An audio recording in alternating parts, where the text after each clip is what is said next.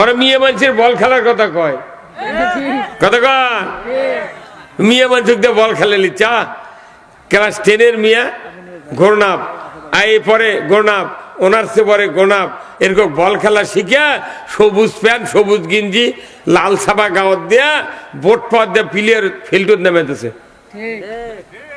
সেটা আবার টিকিট করে দেখাচ্ছে।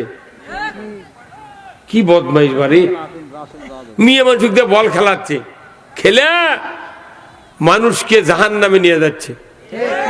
মেয়ে মানুষ যদি বল খেলায় যদি জায়েজ হয়, তাহলে আমার স্ত্রী যদি ব্যাগত থুই আর এক বক্তার বউক যদি সেন্টারত নেমে দিই, ফেসবুকে ছবি দেখবি, তাম বাংলাদেশে মোট বক্তার বক্তৃতা শোনো, এই 2 শয়তানের বক্তৃতা শোনো না। হ্যাঁ কথা কন, একটা চেয়ারম্যান একটা এমপি একটা মন্ত্রী কোনদিন সংসদ করলো না, খবরদার মেয়ে মানুষ বল খেলা যাবে না কথা। ওরা আরো উস্কানি দেয়, হে কেবা দরজার থেকে আসেন বারে আপনারা এই দিক খালি ভুলকি দেয় দেখে আর যায় রে আল্লাহ দর আল্লাহ তুই বাঁচা। কতক্ষণ মেয়ে মানুষের বল খেলা, হায় হায় রে দেখি তুই বাঁধতে যাচ্ছে দেখবে রে এই পণ্ডিত পুকুর, এর ক্ষেত্রে কোনো বিচার হবে না। আল্লাহ কোরআনে বলছেন সূরা কফ 26 পারা, আলকিয়া ফি জাহান্নামা কুল্লা কাফফারিন আনিদ মুতাদিম মুরিব মানলাই লিল খায়র ইলাহান আখর। আমার আল্লাহ বলেছেন 5টা দোষ যাদের থাকবে, কোনো বিচার হবে না, মিজান হবে না, কোনো হিসাব হবে না, জিজ্ঞাসা হবে না। আল্লাহ বলবে এদেরকে ধরো আর জাহান্নামে ফেলে দাও। নাউজুবিল্লাহ পড়ে লাভ কি? ওই 5 দোষ করা যাবে না, কথা ঠিক কিনা? এই আদার ভাই বসো না তুমি, কথা কর ঠিক কি? তাহলে 5টা দোষের ভেতরে যারা পড়ে যাবি তার কি মিজান হবে না। অথচ কোরআনে আল্লাহ বলছেন ওয়াল ওয়াজনু ইয়াউমাইযিনিল হক, ওজন করার দিনটা সত্য।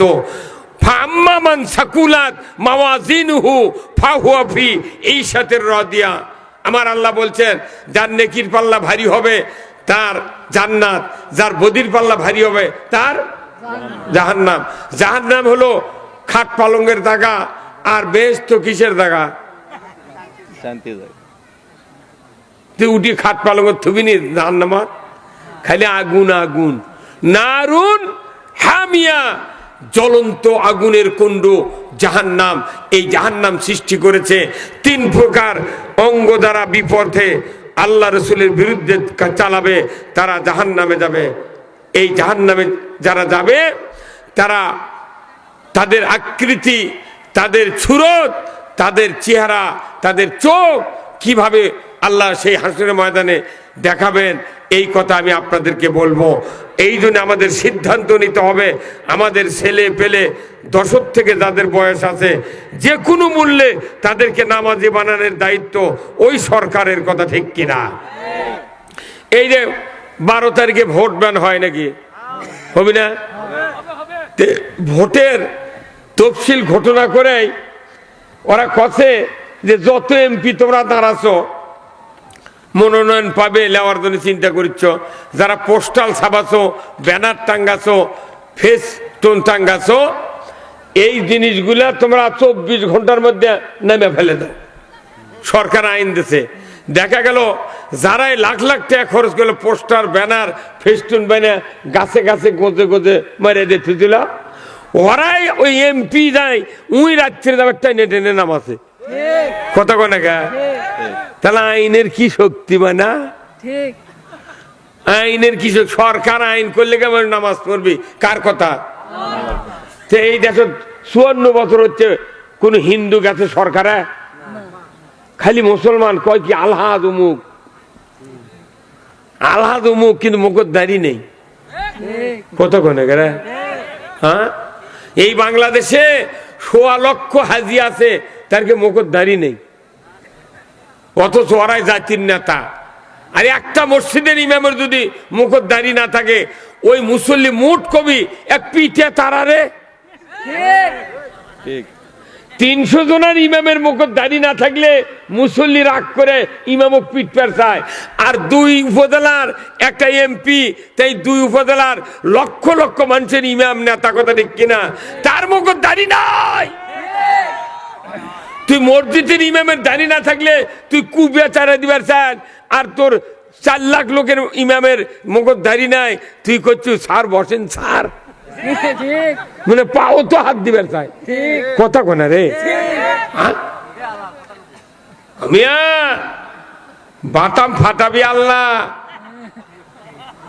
কোন মসজিদের ইমাম যদি খালি দাড়ি কামে একদিন মসজিদে যায়, ওর পেটনের অভাব হবে না, ওর চাকরি সেই দিনই ক্যান্সেল।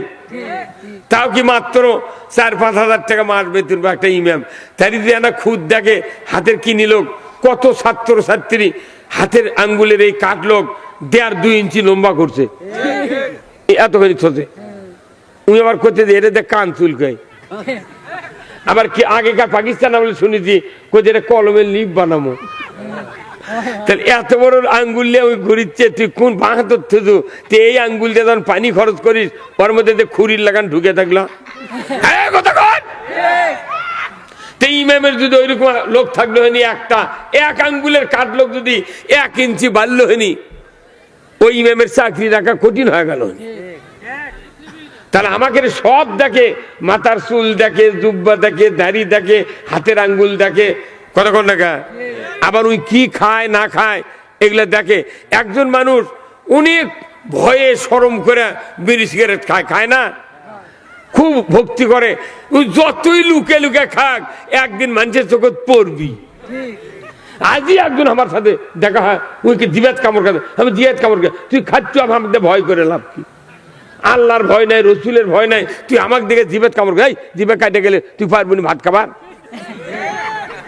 উই আবার আমার খালু হয়, আমি আর ওর খালু হয়, উই আবার আমার ভয় আর যা উই করছে খালু ভুল হয়ে গেছে। ভুল কি? তুই আরো 2টা ধরা। আল্লাহ রসুল হাদিস শরীফ বলছেন, যারা স্মোকিং ম্যান তারা কবরের ভেতর আমাকে চিনতে পারবে না, হাসরের ময়দানে 70 গজ দূরে থাকবে আমার থেকে। জোরে কর নাউজুবিল্লাহ। তে নাউজুবিল্লাহ না পড়ে বিড়ি সিগারেট খাওয়া বাদ দেওয়াই ভালো। কতক্ষণ আল্লাহর নবী বলেছেন, দুনিয়ার মানুষ যারা দুনিয়াতে স্মোকিং ম্যান হবে, ধূমপায়ী হবে, কিয়ামতের ময়দানে তারা আমার কাছ থেকে 70 গজ দূরে থাকবে, সুপারিশ কোনদিন ভাগ্যে হবে না। তাহলে এত খাটনি করে কি লাভ হলো? কতক্ষণ আমার ভাইয়েরা, আমি এই জন্য আপনাদেরকে বলছি, আল্লাহ রাব্বুল আলামিন বলছেন, ও দুনিয়ার মানুষ, তোমাদেরকে নামাজ কায়েম করতে হবে। আমার আল্লাহ বলেছেন, নামাজ যদি কায়েম না করা হয় ওই ব্যক্তি সাকার নামক জাহান্নামে যাবে। আমার আল্লাহ কোরআনুল কারীম সূরা মুদ্দাসসিরের ভেতরে বলেছেন, কুল্লু নাফসিম বিমা কাসাবাত রাহিনা ইল্লা আসহাবাল ইয়ামিন ফি জান্নাতিন ইয়াতাসাআলুনা আনিল মুজরিমিন মা সালাকাকুম ফি সাকর ক্বালু লাম নাকু মিনাল মুসাল্লিন ওয়া লাম নাকু নুতঈমুল মিসকিন ওয়া কুন্না নাকুদু মাল খাইদিন ওয়া কুন্না নুকাযযিবু বিয়াউমিদ্দিন। আমার আল্লাহ বলছেন, কিয়ামতের দিন অপরাধীরা জাহান্নামে গ্রেফতার হবে।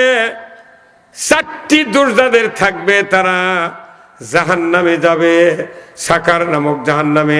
4টা দোষের 1 নাম্বার দোষী যারা হবে তারা বলবে, জান্নাতীরা তাদেরকে জিজ্ঞাসা করবে, ও ভাই, একই গ্রামে একই ইউনিয়নে একই জেলায় বসবাস করেছি রে ভাই, বলো না কোন অপরাধে তোমরা জাহান্নামে প্রবেশ করেছ? তারা বলবে, ক্বালু লাম নাকু মিনাল মুসাল্লিন, আমরা পৃথিবীতে নামাজি ছিলাম না। এমন কোন বাড়ি নাই, শতকরা 2-1 জন বাড়ি ছাড়া বেনামাজির বেতন বাড়ি বাড়ি আছি। কতক্ষণ না, আমার বাড়িতে কোনো বেনামাজির বেতন নেই। যদি নামাজ না পড়িস, ওই 7 বছর থেকে আইন করে দিয়েছ, যদি না পড়িস তোর বাড়ির ভাত নাই, তুই বাসের থোপর থাকবো না, কুড়ি থাকবো, চলে। হ্যাঁ, তোর জন্য আমি দোজগত যাওয়ার পারবো না। বেটা যদি নামাজ না পড়ে, ওই বেটা কোয়ালি, বাবা তোর নামে যে জমি কিনেছি ওই জমি তোর আর দেওয়া হলো না, আমি ওই জমি গরিব মানুষ একটা বেটা গিয়ে আসে আমার বিটির সাথে বিয়ে দেয়, বাড়ির ঘর দেয় রাখবো, তোকে 1 কাঠা সম্পত্তি দেবো না, তুই যদি নামাজ না পড়িস আর লজ্জাবার পারবো না জমির। এই কথা কন। আর ইমাম আবু হানিফা বলছেন, না, তোমার সন্তান যদি নামাজি না হয় 10 বছর থেকে, তাহলে তুমি তাকে 60 দিনের জন্য জেলখানা থুয়ে দাও। 60 দিন থাকার পর ওই সন্তান যদি প্রতিজ্ঞা করে, আল্লাহ আমি ভুল করছি, আল্লাহ তুমি মাফ করো, আর আব্বা যদি না আসে, আব্বা বলো যে আব্বা আমি ভুল করছি, আপনি আমাকে বাড়ি দিয়ে যান, আর নামাজ কাদা করবো না, তখন ইমাম আবু হানিফা বলছে তোমার সন্তানকে বাড়ি নিয়ে দাও। যদি 10 বছরের বয়সের সন্তান জেল দেন 32 বছর, তাও যদি ওই ওয়াদা না করে আব্বা নামাজ পড়বো না, তাহলে আল্লাহর বান্দা ইমাম আবু হানিফা বলছেন ওই সন্তানের 32 বছর জেল লাগাও। 32 বছর জেল দেওয়ার পর যদি ওই নামাজ পড়বে না চায়, আল্লাহর রাসূল বলছেন ওই সন্তানের মাথা গর্দানোর থেকে নেমে দাও, ওই কোনো তগ্ধ জগৎ লিয়ে দেবে। বাপ মা করা হওয়া লাগবে, বাপ মা করা হলেও নামাজ হবে না। সরকার যদি আইন করতো, আজ 5টার সময় বক্তৃতা দিত, ওই যে যেরকম পোস্টাল নামানের আইন করেনি, তাই নিয়ে নামাজ, এমপি টাইনে নামাজ, ফেসবুকে দেশে ওই এমপি টাইনে নামাচ্ছে। কি মরুদরি, সরকারের আইনের কি শক্তি! কতক্ষণ না পুলিশ কছে হেলমেট ছাড়া গাড়ি চালালে 3000 টাকা জরিমানা, ওই জমি পথ শুনতে হেলমেট কিনছে। সরকার করছে গাড়ির নাম্বার না করলে ধরলে 20,000 টাকা ওটি আদায় করব, থানার গাড়ি আটকে থবো, তুই যা নাম্বার করিলে গাড়ি নিয়ে দেবো। কতক্ষণ টাকা সরকারের আইন ঠিকই মানে, কিন্তু আল্লাহর আইন মানে না। আল্লাহর আইন হলো সরকার নামাজ কায়েম করতে হবে, এটা কার বিধান? কোন দেশে যদি সরকার বলে, আমার দেশ বাংলাদেশ, এই দেশে যদি কোন সরকার বলতো আজ 5টার সময় আমি ঘোষণা করে দিলাম 5 ওয়াক্ত নামাজ আইনের মাধ্যমে ফরজ করা হলো, যে ব্যক্তি 1 ওয়াক্ত নামাজ কাদা করবে ছাত্রা পরিমাণ 120 টাকা জরিমানা, 6 ওয়াক্তে 720 টাকা, আর 1 ওয়াক্তের জন্য 2.5 ঘন্টা হাজত, 6 ওয়াক্তের জন্য বেতের ধরে 15 ঘন্টা হাজত খাটা লাগবে। ইমাম সাহেব, মুয়াজ্জিন সাহেব, আপনাদেরকে দায়িত্ব দিলাম, আগামীকাল থেকে যারা নামাজ আদায় না করবে, সকাল 8টার মধ্যে কাহালু উপজেলার থানার ওসির কাছে তাদের তালিকাটা দিয়ে দাও। ইমাম মুয়াজ্জিনকে যদি দায়িত্ব দেওয়া হতো 5:30টায়, 4:30টায় ফজরের আজান হলো, আজান দেওয়া লাগতো না। 3টার সময় বেনামাজির স্ত্রী, বেনামাজির মা বাবা ডেকে ডেকে বলতো, বেটারে তোমার কি 14 থেকে যাওয়ার আশা আছে? যদি আশা না থাকে তাহলে তুমি ওযু করে মসজিদের মুয়াজ্জিনকে ডেকে নিয়ে মসজিদে যাও। জোরে বলুন ঠিক কিনা? যদি এই কথা সরকার বলতো, বেনামাজির স্ত্রী, বেনামাজির বাপ মা সন্তানগুলিকে ডেকে ডেকে জাগিয়ে দিত, বাবা আগামীকাল থেকে নামাজ কায়েম না করলে 15 ঘন্টা জেল খাটা লাগবে একদিনে, আর 720 টাকা জরিমানা একদিনে। তুমি যদি পারো দিবে, আর জেল খাটবে, আর শুয়ে থাকো। দেখা যাবে ওই সন্তানেরা ওযু করে মুয়াজ্জিনকে ডেকেলে বলবে, চলো মসজিদে যাবো, আজান দাও, নামাজ পড়বো। ধরে বলো ঠিক কিনা? সরকারের আইন নাই, ওই দিন যারাই নামাজ কায়েমের কথা কয়, ওর কয় তোরা আবার রাজনীতি শুরু করছো। রাজনীতি ছাড়া নামাজ কায়েম হবে না, রাজনীতি ছাড়া চুরি বন্ধ হবে না, রাজনীতি ছাড়া জেনা বন্ধ হবে না, রাজনীতি ছাড়া ঘুষ বন্ধ হবে না, রাজনীতি ছাড়া সিন্ডিকেট বন্ধ হবে না। কথা ঠিক কিনা? হ্যাঁ, মাটি বেচে কোটি কোটি টাকার কামাই করছে রে, ভাটা ইটের আলা, ইটে ইটে। মাটি। এখন একটা ছেলে দাখিলি পরীক্ষা দিবি, কিন্তু ওর বাপ গরিব মানুষ, উই তখন করছে কি একবার ভালো মাটি লিয়া গাঁৱত ঘুরিচ্ছে, মাটি লিবে ভাই, মাটি লিবে। মানুষ খুবই পাগললে, মাটি গাওয়াল করে তো কোনদিন দেখিনি, কত কোনে মাটি কোনদিন ভারত করে বেচা দেখিছেন? হাটত মাটি তুলিছে কেউ? তোলেনি। এরা আজগবি কাম।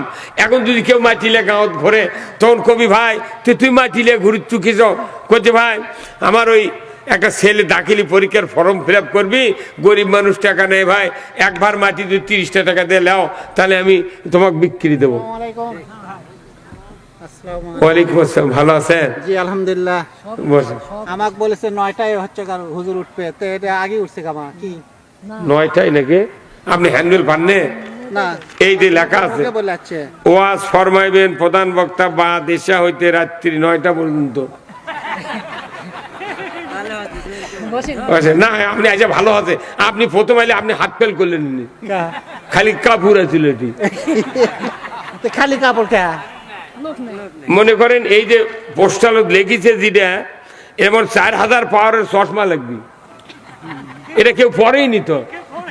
কেবা কি কথা ঠিক কিনা? আমাকে হ্যান্ডেল দেয়নি, খালি এক ইয়া দাওয়াত কাট দিয়েছে, অত লেখা নেই। অত লেখা নেই। হ্যাঁ আপনি আলহামদুলিল্লাহ, আপনার নাম খুশি ভাই, আপনার নাম হলো আলহাজ মোহাম্মদ আব্দুল মুমিন, মুমিন টেলার দুপচাচিয়া। মারহাবা।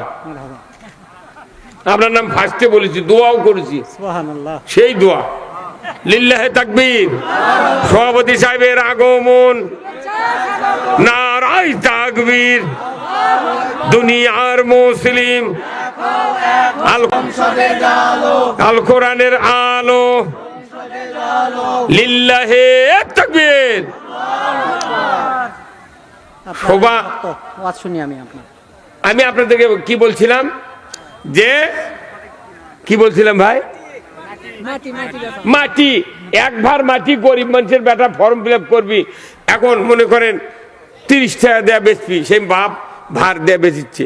গায়ের মানুষ করছে বা আমার আগ্নের মধ্যে মাটি, বাড়ি আগ্নের মধ্যে খোলা জমি, ওটি মাটি 4 ভাড়া আমি এনে পারবো একদিনে। তোর এই 30 টাকা মাটি কেনা যাবে না বাবা, তুই যা তো। তাও কি দুটা ধাপের হাটে 2টা ডালি ভরে নিয়ে গেছে, সারা গাঁও ঘুরিছে, কেউ মাটি কিনেনি। কিনবি কেউ মাটি?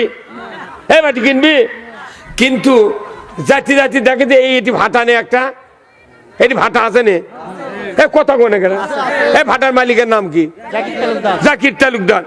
ওনার বাড়ির কাজ দেওয়া যাচ্ছে, ভাটা দেওয়া যাচ্ছে। কে বা চাচা তুমি ভাটার মধ্যে মাটি নিয়ে যাও, মানে করছে বা কি কম দুঃখের কথা, বা সয় সম্পদ নাই, আমি একটা বেটাকে আলেম বানানোর জন্য মাদ্রাসাত পড়াছি, বা দাখিলি পরীক্ষার ফর্ম ফিল আপ করার টাকা নাই, তে আমি না ভার 5-6 মাটি বেচবো, তে আজ পইলে আনছি, বা 30 টাকা দাম চাচ্ছি, কেউ নিল না। করছে তুমি অন্যখান দিয়ে চলে যাও।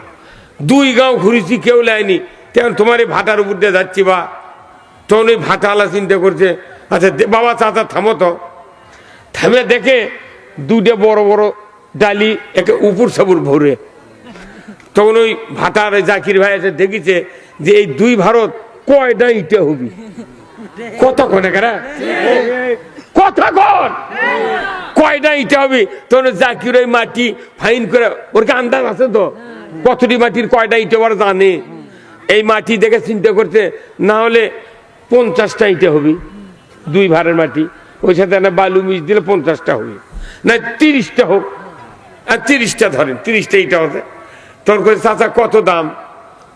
করছে যে আমি 30 টাকা চাইছি। বা তখন ওই ভাটার মালিক জাকির ভাই কছে 30 টাকা লয় চাচা, তোমার তখন বেটার ফর্ম ফিল আপ কয় টাকা লাগবে? করছে বা আমি না 500 গোছাচ্ছি, আর 750 টাকা লাগবে চাচা, তুমি যদি দিলে হেনি। তো করছে চাচা তুমি ইনকে কয় ভার মাটি আমাকে দেবে? করছে যে ওই টাকা শোধ হতে যা লাগে সেই টাকা, সেই মাটি দেবো। তো ওই ভাটার মালিক জাকির ভাই করছে চাচা তা লয়, তোমার এই ভারত যে মাটি আছে, তুমি আর 2টা ভার মাটি আমাকে দিয়ে দেবে, আমি তোমাকে 750 টাকা দিয়ে দিচ্ছি। তাহলে 750 টাকা দাম দিল 3 ভার মাটি, আর ইটা হবে 3-3-90টা। একটা ইটার দাম 12 টাকা, কত কোন এক ইটার দাম 12 টাকা। তাহলে 12 দিয়ে ওই 90 গুণ করেন কত হয়? কত হয়? হ্যাঁ, আরে এক কিট ইটে যদি 12 টাকা হয় তাহলে 100 ইটার দাম 1200 টাকা। 1200 টাকা। হ্যাঁ, কত কোন বারে? 1200। হ্যাঁ, 1200 হচ্ছে নাকি? 1200 হচ্ছে না? আচ্ছা, টাক দিল কত? 90 টাকা দেয়। টাক দিল 90 টাকা দিয়ে নিল। 3 3 90 কেন নিল? ওই ভাটার মালিক জানে মাটির কি দাম, ওই জানে মাটির কি দাম। ওই খারির বাটারতে ট্রাক ভাড়া দিয়ে নিয়ে আসছে কিনে কিনে। কত কোন টাকা? জমির থেকে কিনে এসেছে 4000 টাকা বিঘে। তাহলে বোঝেন যে মাটির দাম বুঝলো ভাটাওয়ালা, কিন্তু গায়ের মানুষ কেউ বুঝবে না। কিন্তু ওই লোকটা মাটি কিনে নিল, আবার সোয়াবও কামাই করলো। ঠিক কতক্ষণ? ঠিক। ভাটাওয়ালা মাটিও নিল, সোয়াবও নিল, আর গায়ের মানুষ মাটি লিয়ে দেখে বিচি গেলটালো। তুই আসবি মানে করলে দিয়ে মূলালা বাগুনালা বিভিন্ন গামাল জিনিস করে, তুই মাটি বেচ করে চুকে তিরস্কার করে তারা দিচ্ছে। আমাদের দেশে এই কোরআন বাড়ি বাড়ি আছে, কোরআনের আইন কোরআনত লেখা আছে, কিন্তু কোরআনের দাম আমরা বুঝি না। কথা ঠিক কিনা? যদি বুঝতাম বাংলাদেশে কোরআন বিজয়ের জন্য আমরা পাগল পারা হয়ে যেতাম। কথা ঠিক কিনা? আমরা নামাজ কায়েম না করলে জান্নাতে যেতে পারবো না, এটা যদি বুঝতাম সব বাদ দিয়ে নামাজ কায়েমের সরকার কায়েম করতে চেষ্টা করতাম। কিন্তু আমার দেশে যত সরকার গেল, যারাই ক্ষমতা গেল, এরা ওযুও করে না। এমন কিছু কিছু মানুষ আমরা দেখেছি। আমি 17টা প্রধানমন্ত্রী দেখেছি বাংলাদেশের, 2টা তত্ত্বাবধায়ক সরকার দেখেছি, শাহাবুদ্দিন আর হচ্ছে ফখরুদ্দিন। এইবার সে অন্তর্বর্তীকালীন একটা সরকার আছে, কলজার সরকার, হচ্ছে অধ্যাপক ইউনূস। কত কোন টাকা? তাহলে এতগুলো সরকার, কেউ কি হিন্দু হচ্ছিল ভাই? হ্যাঁ, হিন্দু নয়, কেউ নয়। অথচ আমাদের দেশত একটাবার একটা লোক করলো না যে নামাজ কায়েম করা লাগবে, কেউ করলো না। কচু ওটা কলি তো তাহলে রাজনীতি হবে, তে রাজনীতি তুই করছ, আমাকে করি, তোর অত ভাবনা কে? কতক্ষণ? আমি আপনাদের এই মাহফিলে বলে গেলাম, গোল্ডেন পেনের সিগনেচার দেব, রাজনীতি করে আপনাকে জান্নাতে যেতে হবে, রাজনীতি করে জাহান্নামে যেতে হবে। এই কোরআনে 2 ধারার রাজনীতি আছে। এই যে বিদ্যুতের লাইন আছে না, এখানে আছে নেগেটিভ আর পজিটিভ। 2 লাইনই কোনো প্লাস্টিকের ওই রবারের ওই কভারের মধ্যে তোলা আছে। যদি ওই 2 লাইন যদি গায়ে গায়ে ঠেকে যায়, একটা আলো জ্বলবে না, সব ফেস পুড়ে যাবে। তে আপনার আমার জীবনের নেগেটিভ আর পজিটিভ আছে। আমরা এখন করে দিয়েছি কি, কালেমা পড়ছি ঠিক, কিন্তু নেগেটিভ বাদ না দেওয়ার কারণে আমাকে ইমানের ফেস কবি পুরে এই নদী দিয়া মহাস্থানে শিলা দেবীর ঘাট দিয়া উই চলে গেছে যমুনাথ, উই এখনো টুই মার দিয়ে ঘুরতেইছে। মুসলিম আমি, সৈনিক আমি, আমি চির রণবীর, আল্লাহকে ছাড়া কাউকে মানি না, নারাই তাকবীর। বীর মুসলমান ধরো আল কোরআন, ফিরায়া আনো সেই হারানো সম্মান। বীর মুসলমান নারাই তাকবীর, আল্লাহু আকবার, তোলো ধুনি ধরায়া রাখবার। বীর মুসলমান ধরো আল কোরআন, ফিরায়া আনো সেই হারানো সম্মান। বীর মুসলমান। আমরা বীরের জাত। কোরআন বিজয় না থাকার কারণে আমাদের মাথা চিকে ইন্দুর বীরের লাগতেছে। এই কোরআন দিয়া আল্লাহর নবী 10 বছর মসজিদে নববীর মিম্বরে বসে 12.5 লক্ষ বর্গমাইল শাসন করেছেন। জোরে বলুন ঠিক কিনা? কয় বছর? সবাই বল কয় বছর? 10 বছর কোরআন দিয়া চালাছে। আল্লাহর নবী দেশ চালাচ্ছে কোরআন দিয়া। এটা সাধারণ মানুষ, সারা বাংলাদেশের সাধারণ মানুষ বুঝলো যে কোরআন দিয়ে নবী 10 বছর দেশ চালাচ্ছে। অথচ যারা বারবার এমপি হলো, সংসদে গেল, এরা কি জানে না যে নবী কোরআন দিয়ে দেশ চালাচ্ছে? তে তোরা চালানো না গা? এই তোরা চালানো লোক এখন, তাহলে বোঝা যাচ্ছে যারা শ্রোতা এরা হচ্ছে জ্ঞানী, আর যারা এমপি হয় এরা হলো অজ্ঞানী। যদি জ্ঞানী হতো তাহলে কোরআন দিয়ে ওরা দেশ চালাতো। নবীর উম্মত বলবি যে আমরা শেষ নবীর উম্মত, কিন্তু নবী যা করছে সেই কাজ ওরা করেনি। তাহলে বোঝা যায় ওরা হলো অজ্ঞান, আর সাধারণ সবার শ্রোতা হলো জ্ঞান আলা। কথা ঠিক কিনা? তাহলে আপনারা জ্ঞানবান লোক বারবার অজ্ঞানের লোক ভোট দিতেন গা, বাটাম আমাদেরই ফাটাবি। এক ভাইয়ের এক বাপের দুই বেটা। কয় বেটা? এই ধরুন কয় বেটা? দুই বেটা। বাপ মরে গেছে, বোন নাই, কেউ নাই, জমি হলো 3 বিঘে, আর একটা গাই আছে ধাপের হাতে কিনে লেগেছিল বাপে, সে গাই থুয়ে মরে গেছে। 5 কেজি করে দুধ হয়। ভাই দুটা, একটা হলো অবোধ, একটা চালাক, খুবই চালাক। এখন বাপ মরে গেছে, করছে ভাই অবোধ করছে চালাক ভাই যে ভাই জমি বাঁচালি, অবোধ করছে লাও বাঁচা লাও। তো 3 বিঘে জমি একখান দি, মাঝখান দিয়ে দড়ি দিয়ে মাপে আল দিয়া, করছে তোর এই মুড়া আমার এই মুড়া লে। ও কি আবার দিছে লেওয়াল মুড়া, আর ইংলিশে উঁচু মুড়া, যাতে পানি বেশি হলে ধান ডুবে যায়। অবোধ যে বারে যা দিচ্ছে তাই নিচ্ছে। তো এখন গরু আছে একটা, দুধ হয় 5 কেজি। এখন বড় ভাই করছে ভাই জমি যেহেতু বাঁচালিছি, গরুও বাঁচালি, করছে লাও তোর কাছে দড়ি লিয়ায়। দড়ি লিয়ে এসে নাকের মাথার থেকে নেজের গোড়া পর্যন্ত দড়ি দিয়ে মাপ দিয়েছে, দিয়ে ওই দড়ি ডবল করে লাকর থেকে ধরছে, একে পিঠের মধ্যে পড়ছে ভাগ। তখন বড় ভাই করছে চালাক যা, করছে তাহলে পাশা মুড়ে আমি লি ভাই, ও চানা বাড়াবি, গোবর বাড়াবে, আমার গাও মাকে যাই যাবি। কি চোরুই রে। আরো অবদক করছে ভাই তুই সামনের মুড়েলে বাপে কয়ে গেছে গরু না কিনলে গরু বাজা যাবি, দুধ হবে না, দাম কমে দেয় ভাই। তখন ওই পাগলক কথা তুই সামনে লে, কোথায় নেমনি বাপে কথে না খেলেলে হবি। উই সালার বস্তার কাছি লিয়ে তামাম বর্ষা ভর আলু যা ঘাস কাটিতে পাও পা খুয়ে পৌঁছে গেছে।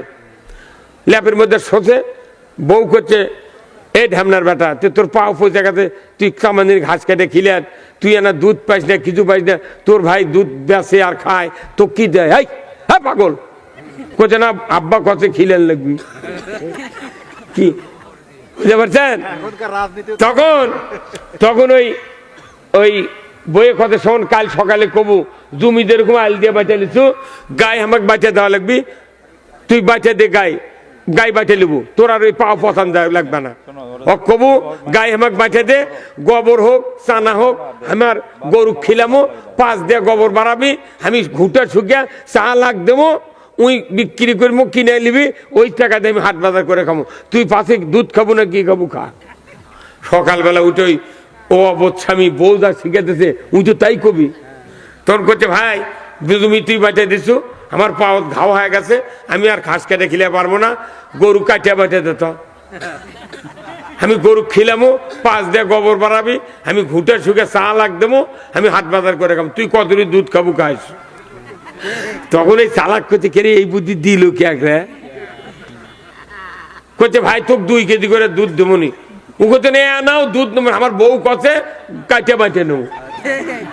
কথা কনে ভারি কি করে নেবো, কাটিয়া বাঁচিয়ে নেবো। ওর মাথা ঘুরে গেছে ওই চালাকের। এই পৃথিবীতে আল্লাহ এমন একটা সিস্টেম চালু করছেন, যার যার বউ, যার যার বেন কম, যে স্বামীর অবোধ, আল্লাহর বউ দিচ্ছে চালাক, যাতে করে খার পারে। কি কথা কন না? আমি দেখি যে আমার গ্রামে 5 জন আছে অবোধ স্বামী, ওরকে বউ যে চালাক বুঝছেন, আমার বউয়ের কাম না ওর বউয়ের সাথে। কথা কনে রে এ হ্যাঁ ওই সকালে করছে যে ছুরি লিয়ায় কাটিয়ে আমাকে বাঁচে দে। আমাকে দেশ বুঝছেন, এই যে ভোট আসিচ্ছে, আমরা 5 বছর পর পর যারা ভোটার, আমরা ওই ভোট দিয়ে ওরকে ক্ষমতা দিয়ে ওরকে মুখত ঘাস ভুসি আটা ওগুলো তুলে দিই, ওরা লিয়ে যায় ঢাকা দেখালে দুধ খায়। এই কথা কর না কেন? এইবারে কে গরু কাটিয়া বাঁচিয়ে লিছি, এমিন্দা কাটিয়া নেবো, আমরা গরু খিলামো, এমনিতে গোবর বাড়াবি, শুকিয়ে আমরা চা লাগ দেবো। হ্যাঁ কথা কর, তোরকে মনে তোরা দুধ খাবো না কি খাবো খা, কেবা কি কথা কি খারাপ বলা? হ্যাঁ কথা কি ঠিক কিনা? আমরা বারবার দিয়ে দেখেছি 4000 বছর লাগবি, তাও কোনো গায়ের ঘাটা ভালো হবে না। এ মদ নাই গাঁওটা ভালি গাঁও, মদ নাই মানে কি মদ চলে না, মদ নাই, মদ হারাম করেছেন কে? তাহলে মু আর দ মদ, তাহলে মদ নাই, এই গাঁৱত মদ নাই, লিল্লাহে থাকবে। কিন্তু এই গাঁৱত মদ নাই, কিন্তু তার সাথে সাথে ঘাটা নেই। এই গাঁও যদি কোটিপতি লোক থাকে, তার বিটিক যদি এই পাড়াত বিয়ে পড়ায়, ওর হাইটা দা ওই ওই কাজী পাড়া তার গাড়ি চড়া লাগবে। এই বাড়িগুলো করলো কেরে? কেরে 3 হাত করে 4 হাত করে দাগা তুলে, বাড়ির মধ্যে মেলায় দাগা আছে, 2 হাত তুলেও নি, কিয়ামত পর্যন্ত সওয়াব পালো নি। আর গরিব মানুষের বিটিও বিয়ে পড়ানোর পর দরজার থেকে গাড়ি চলে মাই করুত। কি বিপদ রে! একটা মেয়ে ভ্যান ছাড়া আর হাঁটা ছাড়া জীবনে যাবার পারবে না। কি দুঃখ রে! আর যে ব্যাগগুলা সাইকেলই ঘুরবে না, হুন্ডা পরে আমার গায়ের উপর তুলে দিয়েছিল 2 জন, বাঁশি দেয়নি, যাহা আছি না পারে ওই আমার হাত ধরে টান মেলে আমি তলে পড়ে গেল। কতক্ষণ? এই জন্যে আমি আপনাদের অনুরোধ করছি, এই পাকা রাস্তা এইদিকে আছে নাকি?